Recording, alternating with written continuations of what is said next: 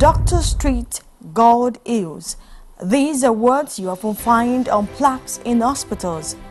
For one man, these are not mere platitudes. They have life. His life is woven around those words. They shaped his yesterday and continue to define his today and probably his tomorrow.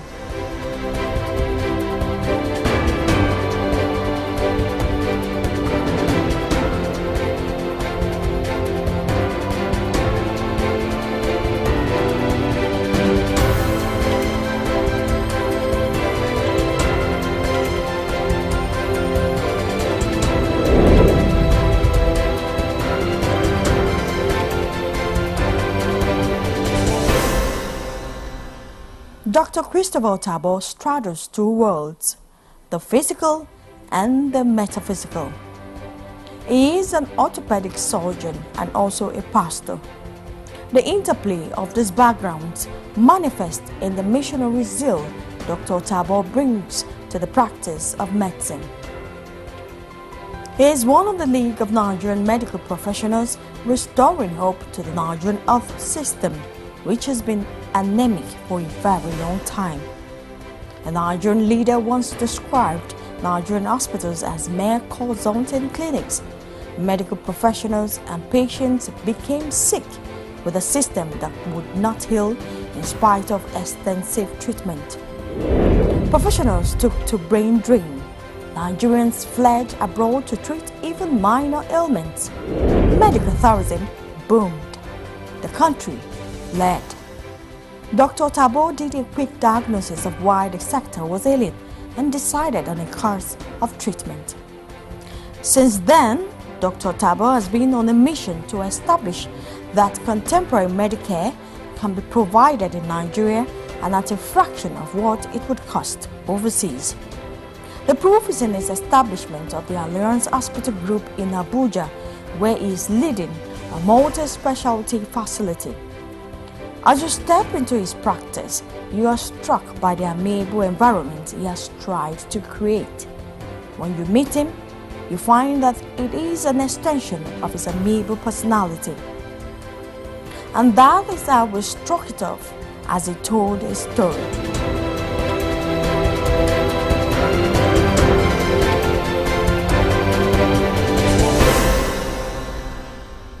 Many of the equipment, we didn't pay for them outright. We struck a deal and we're paying over time. And it's working. We're making remittances. In a couple of months or years, we'll be done with paying. So in our experience, credit facility is one of the cornerstone of our success. Well, we tried Nigerian banks. They were shy about giving us credit. So we had to meet the manufacturers directly. And with our track record, they trusted us. And so they gave us the equipment installed. And then we're paying over time. So that's one way we circumvented the financial hurdle.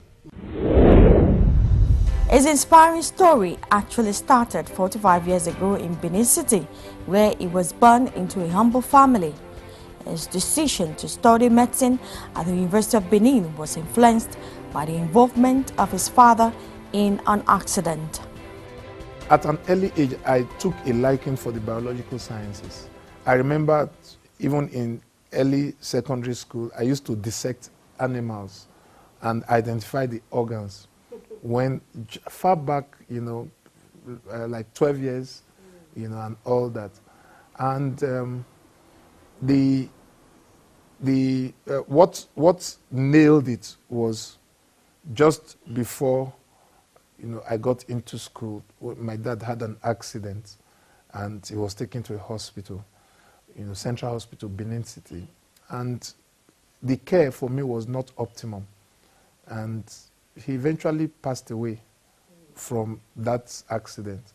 So it strengthened my resolve to study medicine, and that has put in me the compassion, and I just want to help people when they are in difficulty. And so that's what also gives me the satisfaction in my journey through the medical field.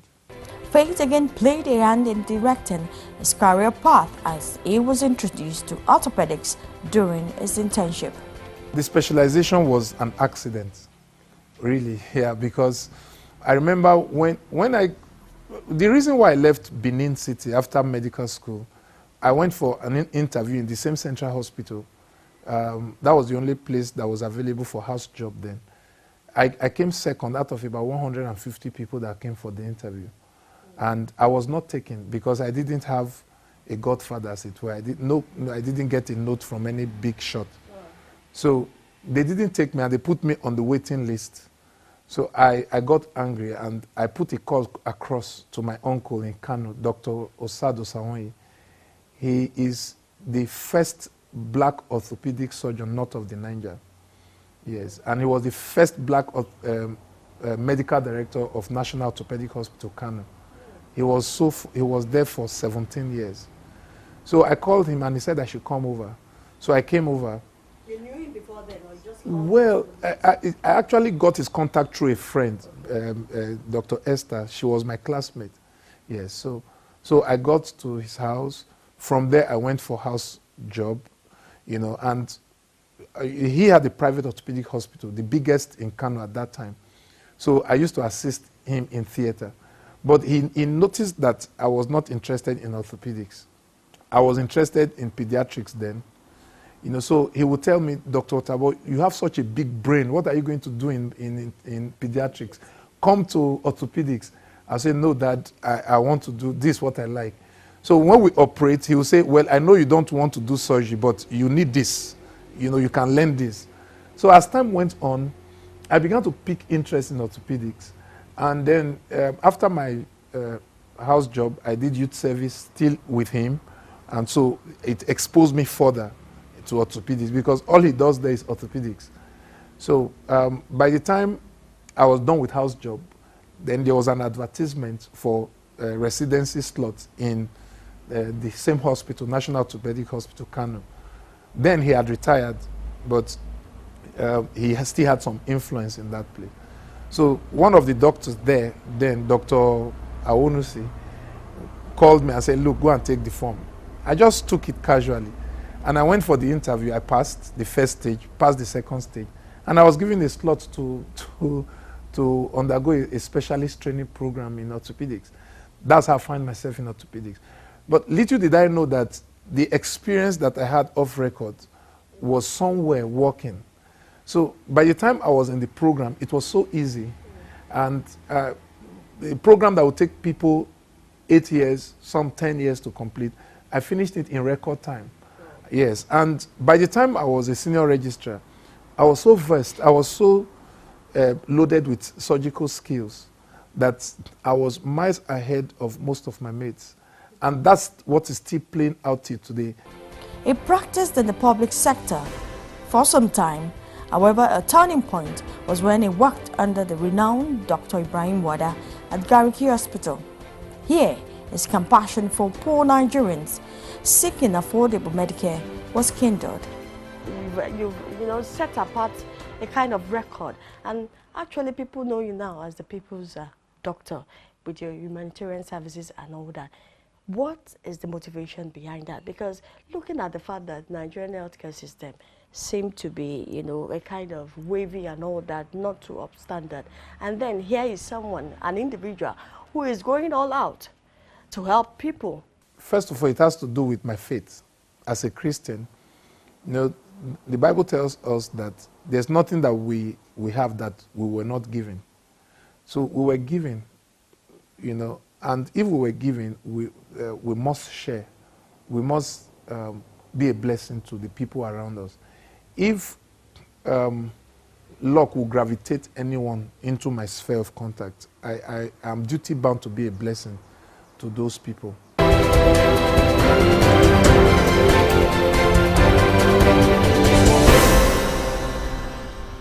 I cannot stand people suffering. If I can help, I would always want to help. One of these days, I went to watch a football match.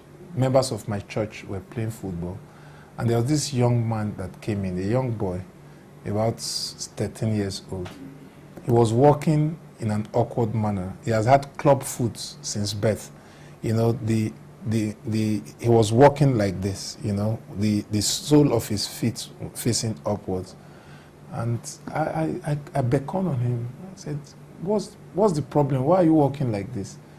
He said his parents are poor, so they couldn't afford his treatment. I was touched. So I gave him my number, and I told my personal assistant to bring him to the hospital. And he came to the hospital. As we speak now, he's undergoing treatment, free of charge. If I put the total cost of his treatment together, it will be in the neighborhood of 2.5 million. And I've decided to treat him for free. The guy is already smiling because the leg is turning to normal. But after the manipulations, we will do the final surgery, and then he will be fine to go back to school. Setting up his private practice wasn't a stroll in the park. From financing to multiple taxation, passion and doggedness enabled him to trump these challenges. Today, the Alliance Hospital, with headquarters in the heart of Gariki in Abuja, is growing. There are multiple specialties supported with cutting-edge medical technology. The orthopedic surgeon is on a mission to demonstrate that medical feats can be accomplished here. We've been able to do so much, you know, in the last few years, things that you never thought would be done in Nigeria. You know, the aim of the hospital initially was to actually put a dent on medical tourism, and I'm so grateful to God that we're able to do that, because almost half of the patients that we treat here were patients that were supposed to be going abroad. Many of them have already obtained their tickets. Many of them have contacted hospitals abroad. Some of them have even concluded the plans. It's just to go. But then they hear about us, and then they come around. And when they see the equipment and they see they hear testimonies of people, they so let's just give them a trial. And it's been wonderful. Some state governors have referred patients to us. You know, because the trend before recession, was that when people are sick or they need surgical intervention, they go and meet politicians, the state governors, and then the governors just write them the check. But now, with the economy being what it is now, there's no free money anymore. So even the politicians are looking for local alternatives. There was a young man that was referred to us from one of the governors in the Middle Belt. I don't want to mention the state. He had gone to meet the governor to give him money to go to India, and his bill was about $17,000. So the governor said, I have seen a patient that had a knee problem that was operated in a particular hospital in Abuja, talking about Alliance Hospital. Go to that place. And the man came, and he got treated. Total money he spent was less than $10,000.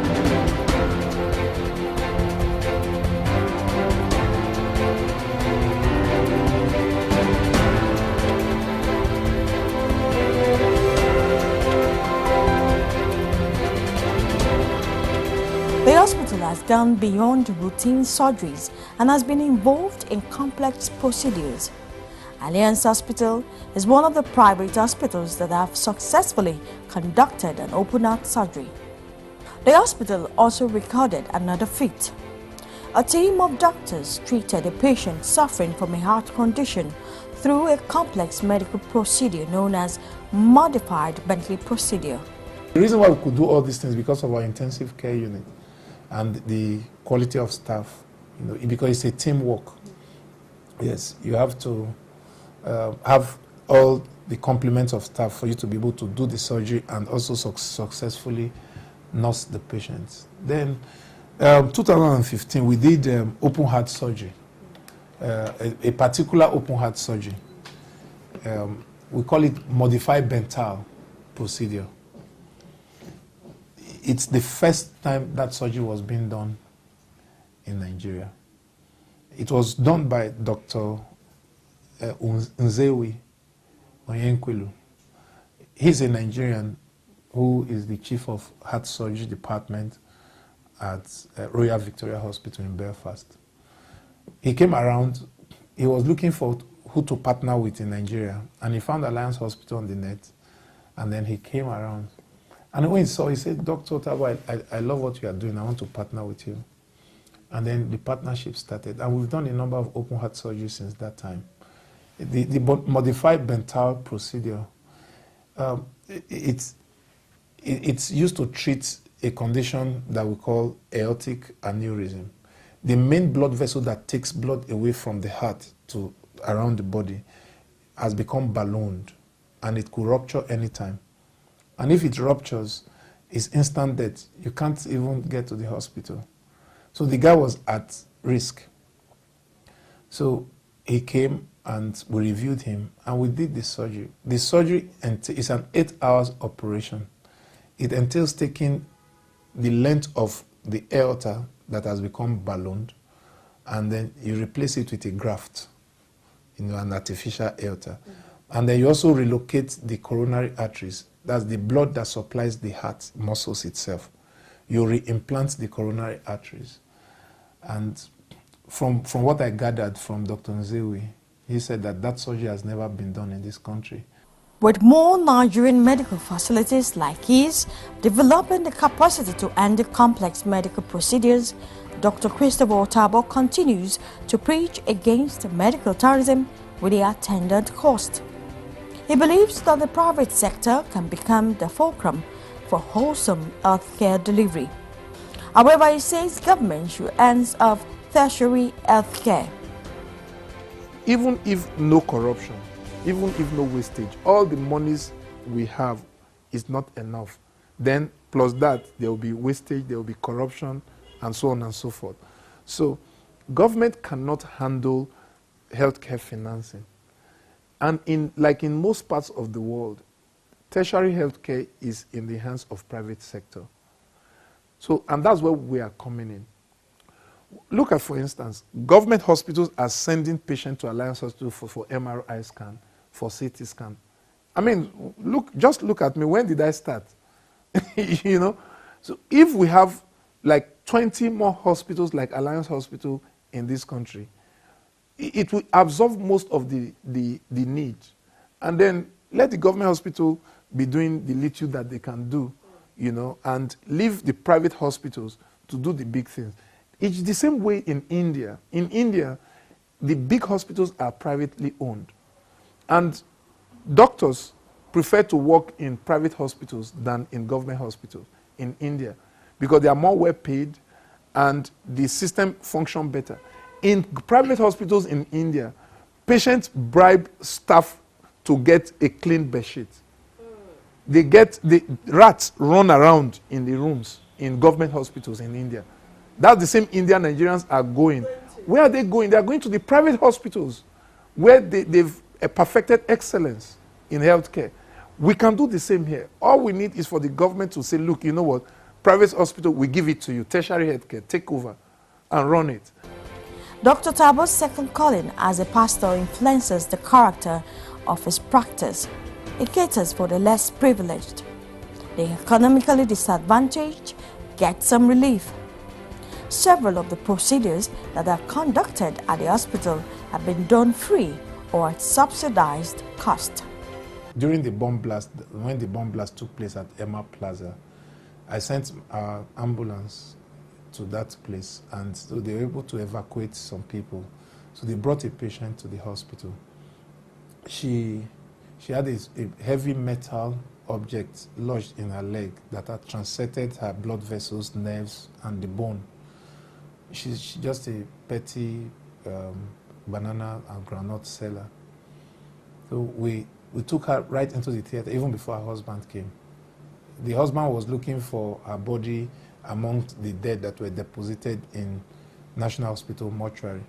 But someone told him that someone was brought to Alliance Hospital. So when he came, we were already in theater. I organized my staff we donate, amongst my staff, we got 8 units of blood for her. Yes, she got the 8 units of blood within a span of, let's say, 12 hours, because she was paper white. Unfortunately, we had to do an amputation because the leg was severed. But she survived. She spent 3 months in the hospital. Her bill came to about 2.9 million. But of course, she didn't pay a kobo. I just told her to go. I was satisfied saving her life. Dr. Otabor's dream is that every Nigerian, regardless of income, should access qualitative and affordable healthcare within the country. As he conducts us round his practice, he infects us with his passion, which he says is to birth Nigerians who are healthy in body and spirit. I buy into that. Success is impacting the world with the investment of your personality. And life is not all about taking. You have to give. Okay?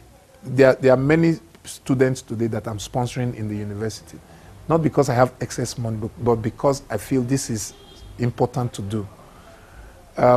We must, if God has given you an advantage, you must share that advantage with other people. And